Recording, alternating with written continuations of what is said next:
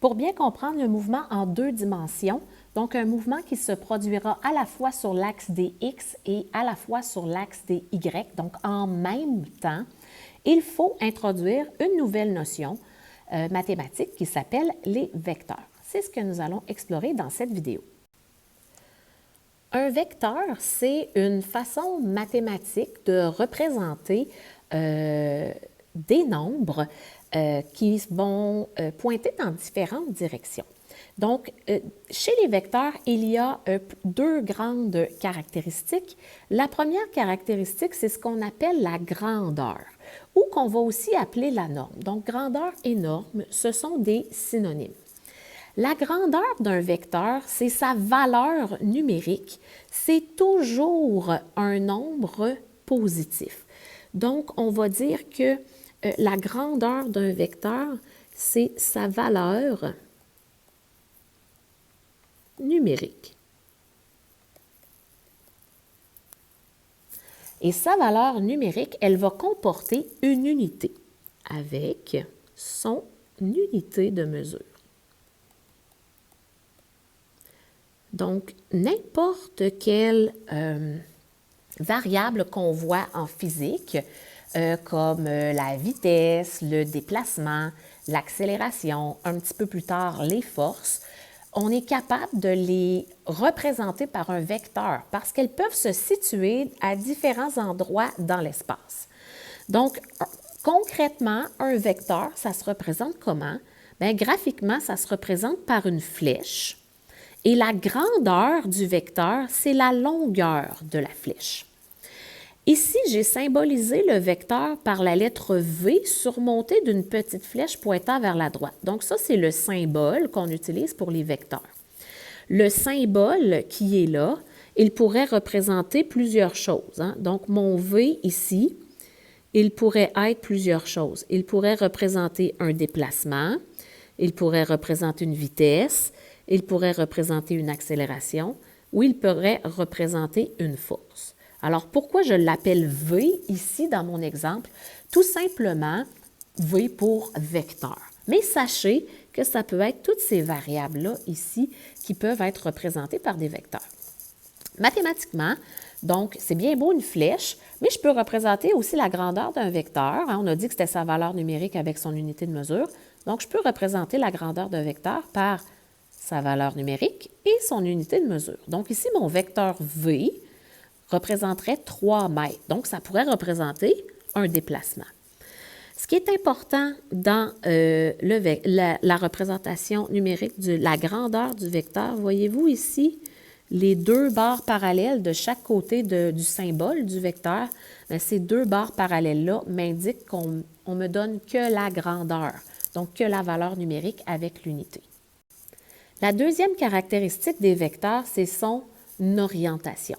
Donc, l'orientation, ça va être vers où se dirige le vecteur, le nombre que j'ai trouvé tout à l'heure. Donc, dans mon orientation, je vais avoir deux grandes sections. On va avoir ce qu'on appelle la direction. Donc, la direction, c'est un angle au-dessus de l'axe des X, par exemple aussi, qui me donnerait une direction. Donc ici, mon vecteur aurait un angle de 37 degrés au-dessus de l'axe des X. Ça, c'est une façon de représenter l'orientation. Je vous dirais que c'est, avec l'angle, c'est la façon la plus utile, la plus utilisée qu'on va faire en physique. On va donner un angle. Quand je vais vous demander l'orientation, vous allez devoir me répondre par un angle. Ensuite de ça, l'orientation peut aussi représenter un sens. Un sens, c'est vers où s'en va la pointe de la flèche. Est-ce que ça en va vers la gauche, vers la droite, vers le nord, sud, l'est ou l'ouest? Donc, mes points cardinaux. Ça pourrait être aussi vers le nord-est ou vers le sud-ouest. Donc, c'est une autre façon de représenter l'orientation. Donc, l'orientation, ça peut être un angle ou ça peut être une direction vers où la flèche s'en va.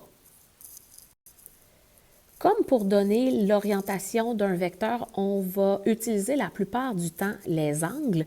Il y a une convention à utiliser pour donner les angles. Donc, cette convention-là, ce qu'elle dit, c'est que les angles sont déterminés par rapport à l'axe des X positifs et mesurés dans le sens anti-horaire. Ça veut dire que je vais aller dans le sens contraire des aiguilles d'une montre. Alors, disons que j'ai mon vecteur ici qui est représenté par la flèche rouge. Alors, vous remarquez que mon vecteur, il y a les faux-faunes assis sur l'origine d'un plan cartésien, puis sa tête, elle pointe loin de l'origine. Alors, si je voudrais mesurer l'angle de mon vecteur, bien, je dois toujours partir du 0 degré, qui serait ici, et je vais tourner dans le sens contraire des aiguilles d'une montre jusqu'à temps que je frappe mon vecteur. Donc, qu'est-ce que j'ai rencontré en cours de route en faisant cette flèche-là? J'ai rencontré le 90 degrés, j'ai rencontré le 180 degrés. Puis là, si je continuais de tourner, je serais à 270 ici, puis je pourrais remonter jusqu'ici à 360 degrés. Donc, mon angle, quel angle il a? Il a 90 degrés, 180 degrés, plus le petit bout ici. Ah oui, mais là, madame, je fais comment pour savoir le petit bout? Bien, il faudrait que tu aies une indication, soit de ce petit bout-là ici, d'angle, comment il mesure, ou combien ce bout-là aussi a comme mesure.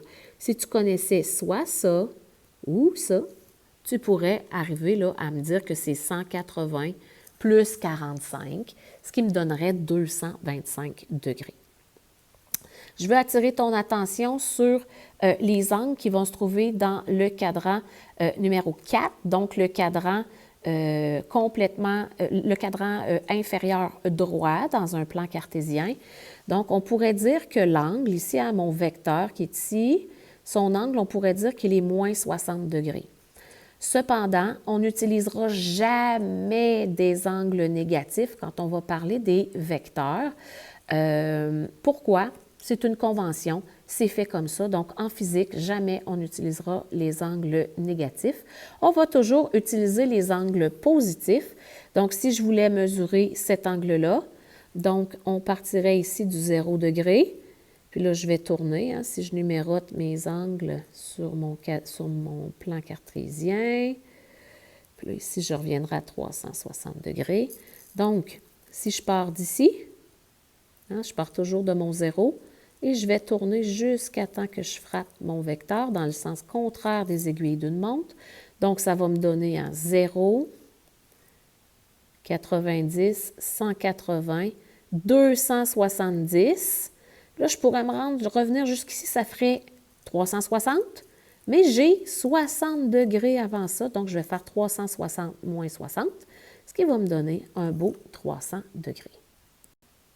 Alors, quand je veux donner un angle pour un vecteur, je pars toujours de l'axe des X positifs qui correspond à 0 degré et je tourne dans le sens anti-horaire, donc le sens contraire des aiguilles d'une montre, et pour venir frapper mon vecteur. Alors, un vecteur, concrètement, ça a de l'air de quoi? Bien, un vecteur, on a dit, c'est une flèche. Donc, un vecteur, je vais toujours lui asseoir les faux-faunes sur l'origine d'un plan cartésien. Donc, on assoit toujours les fesses. Donc, je vais l'écrire comme ça, les fesses du vecteur sur,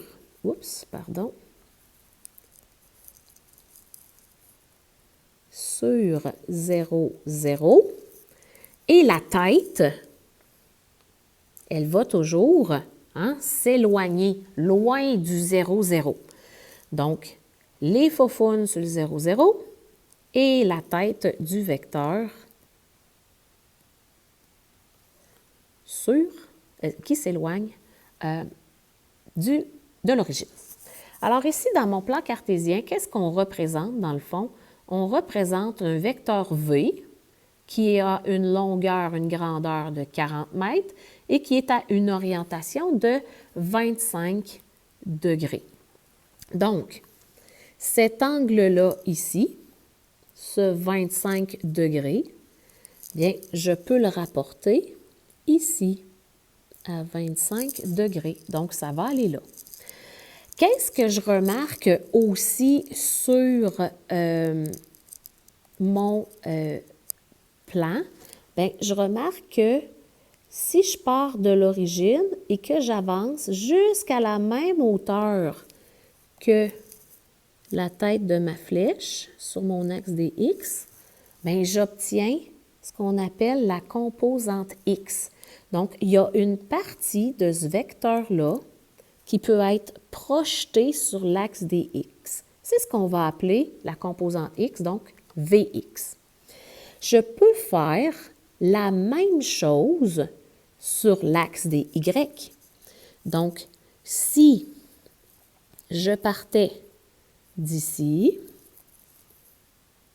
et que je montais jusqu'à la même hauteur que la tête de ma flèche,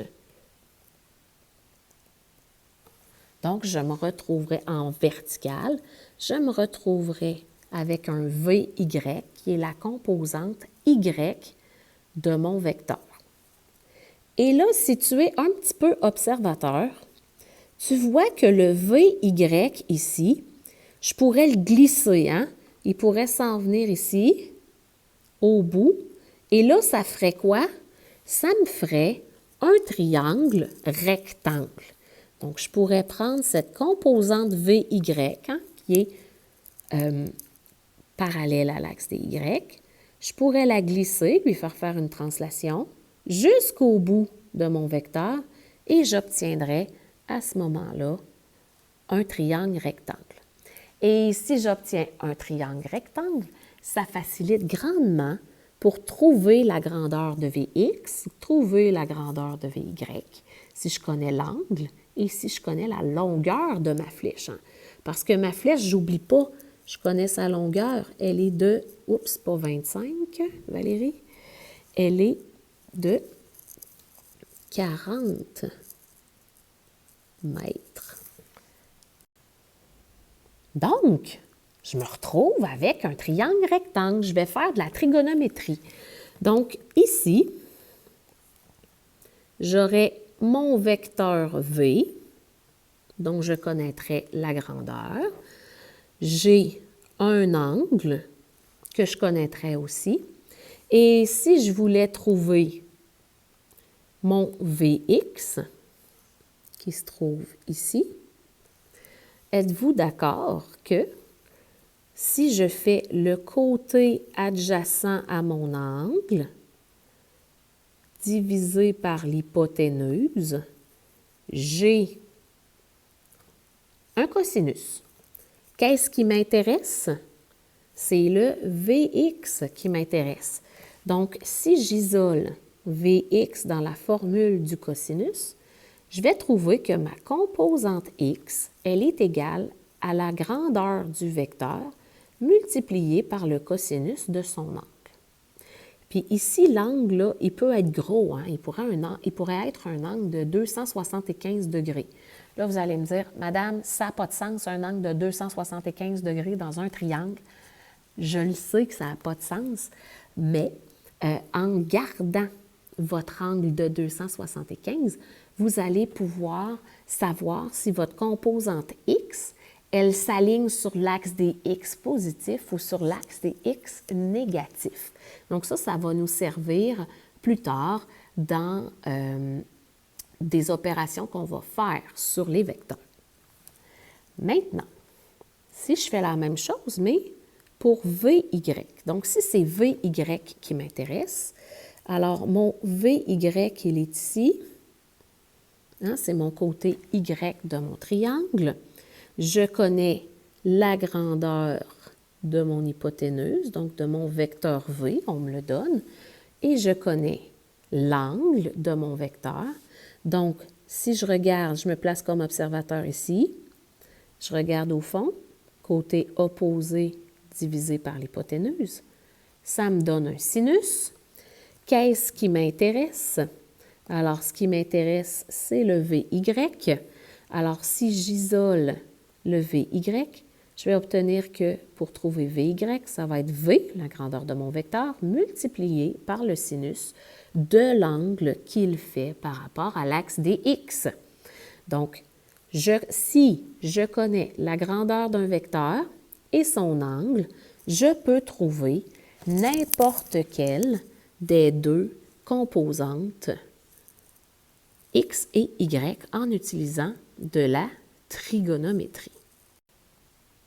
Maintenant, disons que j'ai une nouvelle situation, que ce que je connais, c'est mon Vx qui est ici, donc la composante X de mon vecteur, et que je connais la composante Y de mon vecteur, qui serait ici dans mon triangle rectangle, et que je cherche l'angle de ce vecteur-là.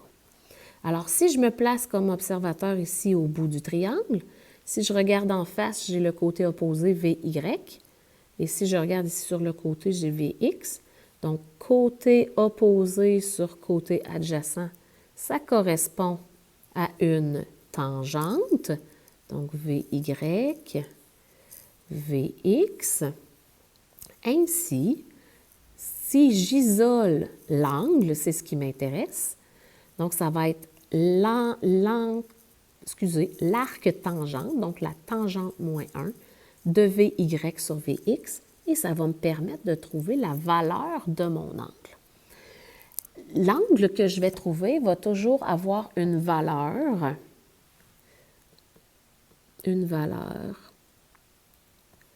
entre 0 degré et 90 degrés.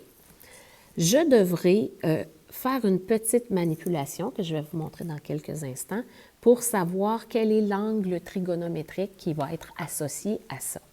Ce qui est important aussi, c'est que VY et VX devront toujours être positifs. Ça veut dire que si VX me donnait une valeur négative, je ne traîne pas le négatif ici dans ma parenthèse pour calculer l'angle. Si mon VY me donnait une valeur négative, je ne traîne pas mon négatif pour trouver ma valeur d'angle. Finalement, si je voulais trouver V, V qui est mon vecteur, donc l'hypoténuse de mon triangle rectangle, bien, qu'est-ce que je pourrais utiliser? Bien, je pourrais utiliser Vx si je le connais, et je pourrais utiliser Vy si je le connais. Et ça me donne quoi? Ça me donne un beau triangle rectangle. Et là, je peux utiliser mon ami Pythagore qui dit Vx au carré plus Vy au carré est égal à V au carré. Ça revient à dire A2 plus B2 est égal à C2. C'est quelque chose que vous avez vu en maths. Donc, Pythagore est utile quand on fait des vecteurs. Et si vous avez été bien observateur jusqu'à présent, bien, on travaille toujours avec des triangles rectangles parce qu'on assoit la faufoune de notre vecteur sur le 0, 0 d'un plan cartésien.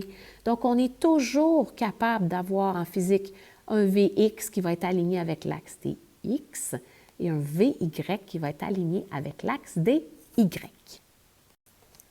Concrètement, des problèmes, ça peut ressembler à quoi? Donc, je vous ai fait deux problèmes, le A et le B. Alors, au niveau du problème A, vous avez un vecteur A qui a une grandeur de 32 mètres orienté à 142 degrés. Je voudrais connaître la valeur de la composante X, donc de ce vecteur-là. À quoi ça ressemblerait si je le mettais dans mon plan cartésien? Bien, mon vecteur V il serait 32 mètres à 142 degrés. Donc, ici, je serais à 0 degré, 90. Ici, je suis à 180. Donc, si je voulais avoir mon vecteur V à 142, il se retrouverait à peu près ici, mon vecteur V. Donc, j'aurais mon angle ici comme ça, qui serait de 142 degrés. Donc, mon vecteur ressemblerait à ceci. Alors, si je veux connaître la partie de mon vecteur qui est parallèle à l'axe des X, puis la partie de mon vecteur qui est parallèle à l'axe des Y, qu'est-ce que je vais faire? Donc, pour trouver ma composante X, hein, on a dit précédemment que c'était la grandeur du vecteur, donc ici 32, multiplié par le cosinus de son angle, donc le cosinus de 142. Qu'est-ce que ça me donne? Ça me donne moins 25,216, donc moins 25,2. Le moins ici, regardez, il est là. Mon vecteur, sa composante X, elle se trouve dans le cadran. Bien, mon vecteur se trouve dans le cadran 2. Donc, ma composante X de ce vecteur-là, elle est dans des X négatifs. C'est ce que j'obtiens. Donc, c'est très logique. Si je veux calculer ma composante Y, on a vu précédemment que la composante Y, c'était la valeur numérique du vecteur, 32, fois le sinus de son angle, donc fois le sinus de 142, et on obtient un 19,7 mètres. Donc, c'est positif. Regardez, ma composante Y, elle est positive. Mon vecteur pointe vers le haut de mon plan cartésien, ce qui est logique aussi. Donc ça, c'est un premier problème avec des vecteurs. Donc, j'ai ma grandeur et mon orientation et on me demande de trouver mes composantes. Deuxième type de problème, on va me donner mes composantes et on va me demander quelle est la grandeur de mon vecteur. Hein, on se rappelle que les deux petites barres de chaque côté, ça veut dire grandeur. Et on va me demander son orientation aussi. Donc, qu'est-ce que je connais? Regardez ça ici. Je connais, donc si je lui trace un plan cartésien à mon vecteur, il n'est pas tracé. Disons que je lui trace un plan cartésien. Oups, palaïdou. C'est pas très beau, comme ça. Donc, si je lui trace son plan cartésien, donc, j'ai assis ces faufounes sur le 0, 0. Et là, comment je fais pour savoir qu'il va être tracé là? Regardez bien. La grandeur BX, donc la composante X, elle est de moins 14. Ça veut dire que je vais partir ici, puis je vais m'en aller de 14,7 unités vers la gauche, parce que les X négatifs sont vers la gauche. Ensuite de ça, si je garde mon doigt ici, ma composante Y, elle est de 22,3 mètres, donc elle est positive, donc il faudrait monter vers le haut de 22,3 mètres. Et là, je me retrouve à ce point-là. Ça fait que mon vecteur, il est où? Il est entre le début, qui était à 0, 0, puis la fin, qui était ici à 22,3 positif dans mes Y. Donc, mon vecteur, il se trouve ici. Son angle, c'est ça ici que je vais chercher, hein, comme ça. Et là, moi, je cherche sa grandeur. Cette flèche-là, là, elle a quelle longueur? Fait que là, si vous êtes observateur un petit peu, qu'est-ce que ça fait comme genre de triangle? Ça fait un triangle rectangle. Donc, je connais la partie verticale de mon triangle, la partie horizontale. Est-ce que je peux trouver la partie diagonale, l'hypoténuse? Certainement. Je vais utiliser Pythagore. Donc ici, là, j'ai sauté une étape, là, hein, j'ai fait mes carrés, puis là, celui-là était au carré, puis j'ai extrait tout de suite la racine. Vous pouvez le faire au long. Moi, j'ai voulu économiser du temps et de l'espace. Je suis une vieille patente, donc je l'ai appris comme ça aussi. Donc, si je fais mon Pythagore, voyez-vous, même si j'ai un négatif, comme j'ai un carré, il va disparaître. Et je vais trouver que la longueur de ma flèche, ici, ma grandeur de mon vecteur, elle est de 26,7 mètres. Maintenant, je voudrais trouver cet angle-là ici dans mon triangle. OK? Donc, si je regarde, je connais le côté opposé, puis je connais le côté adjacent. Donc, je vais faire mon angle, c'est égal à tan moins 1 de 22,3 divisé par 14,7. Voyez-vous, je n'ai pas traîné le négatif de 14,7. Je mets tout positif. Ça va me donner un angle de 57 degrés. On arrondit toujours les angles au degré près. Donc, pas de virgule, pas de chiffre à virgule dans les angles.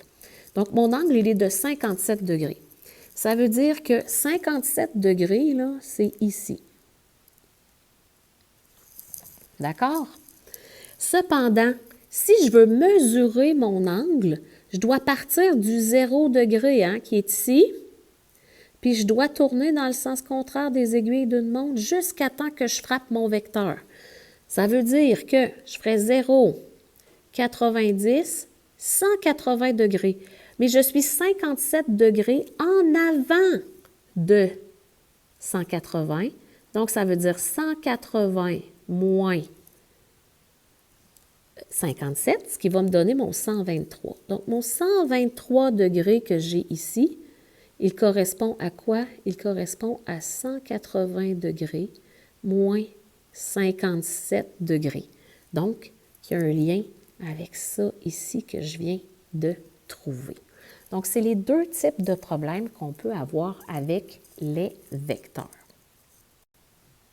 Si j'avais à additionner ou soustraire des vecteurs, donc on fait plus souvent de l'addition que de la soustraction, je ne peux pas additionner un vecteur sans l'avoir d'abord décomposé en composante X et en composante Y. Donc, ce que je vais faire, c'est que je vais trouver toutes les composantes X et toutes les composantes Y. Pour mes composantes X, ça va être la grandeur du vecteur cos multiplié par le cos de l'angle. Pour mes composantes Y, ça va être la grandeur du vecteur multiplié par le sinus de l'angle. Une fois que pour tous les vecteurs que je veux additionner ensemble, j'ai trouvé la composante X et la composante Y. Qu'est-ce que je fais? J'additionne tous les X ensemble. Ça va me donner un résultat, je le garde en banque. J'additionne tous les Y ensemble. Ça va me donner un résultat, je le garde en banque. Et là, je vais trouver la grandeur du nouveau vecteur, donc c'est ce qu'on appelle le vecteur résultant, à l'aide de Pythagore. Donc, la somme des X au carré plus la somme des Y au carré, puis je vais faire le total de ça et je vais extraire la racine carrée. Et pour trouver l'orientation, bien, je vais dessiner mon nouveau vecteur dans un plan cartésien. Je vais calculer l'angle avec la tangente moins 1 de ma somme des Y divisé par ma somme des X. Et je vais respecter l'angle trigonométrique. Donc, je vais tourner dans le sens contraire des aiguilles d'une montre dans un plan cartésien pour venir trouver l'angle. Concrètement, ça donne quoi? Concrètement, ça donne quelque chose qui ressemble à ça. Donc, disons que je veux additionner le vecteur C et le vecteur D. Je ne peux pas tout simplement additionner 38 et 49 puis additionner mes angles. Je vais avoir des angles qui arrivent plus haut que 360 degrés, ça ne se peut pas. Donc, qu'est-ce que je devrais faire? Bien, pour le vecteur C, je vais trouver sa composante X, comme ici, et je vais trouver sa composante Y, comme ici. Je vais faire la même opération pour le vecteur D. Donc, je vais trouver ses X et je vais trouver ses Y. Qu'est-ce que je fais ensuite? J'additionne tous les X ensemble. Donc, CX, 39,133, et DX, 1,989, pour avoir un total. Je le garde en banque. Ensuite de ça, j'additionne tous les Y. Donc, j'additionne CY, 29,489, et j'additionne DY, moins 37,498. Je traîne mes signes, c'est important. Et j'obtiens un total de moins 8,459 mètres. Une fois que j'ai ces résultats-là en banque, bien, pour trouver la nouvelle grandeur de mon vecteur, j'ai deux côtés d'un triangle rectangle, il me manque l'hypoténuse de mon nouveau triangle rectangle. Bien, je vais faire Pythagore et je vais trouver que le nouveau vecteur, il a une grandeur de 38,1 mètres. Donc, si je viens l'asseoir dans un plan cartésien, comme ici, alors je vois que mon nouveau vecteur, il y a une composante X de moins 37,144 en X, donc comme ça. Une composante de moins 8,459 en Y, comme ça. Donc, mon nouveau vecteur, il y a la Fibonacci sur le 0, 0, et il va se rendre jusqu'à en distance verticale à moins 8,459. Je vais trouver ensuite l'angle ici dans mon triangle. Donc, je vais prendre ma composante Y divisée par ma composante X. Je vais faire la tangente moins 1. Donc, je ne traîne pas mes signes, je mets ça positif. Qu'est-ce que j'obtiens? J'obtiens 13 degrés. Et donc, j'ai un 13 degrés qui est ici. 13 degrés. Ce 13 degrés-là, hein, si je voulais avoir le vrai angle de mon vecteur, il faudrait que je tourne dans le sens contraire des aiguilles d'une montre pour me rendre jusqu'ici. Donc, j'aurais quoi? J'aurais 0, 90, 180 degrés plus 13 degrés. Hein, c'est ce que j'ai ici. Donc, j'aurais un angle pour mon nouveau vecteur qui serait de 193 degrés. Donc, ma réponse, mon vecteur résultant, il est de 38,1 mètres. J'ai respecté mes chiffres significatifs à une orientation de 193 degrés. Donc, ça fait le tour de la théorie pour les vecteurs. Maintenant, c'est le temps de mettre tout ça en pratique. Puis, on va le pratiquer aussi avec des exemples concrets de physique, donc où vous allez travailler avec des vitesses, des accélérations, des déplacements, mais ça ne change absolument rien à la théorie. C'est juste que les symboles des vecteurs vont être différents. Bonne pratique!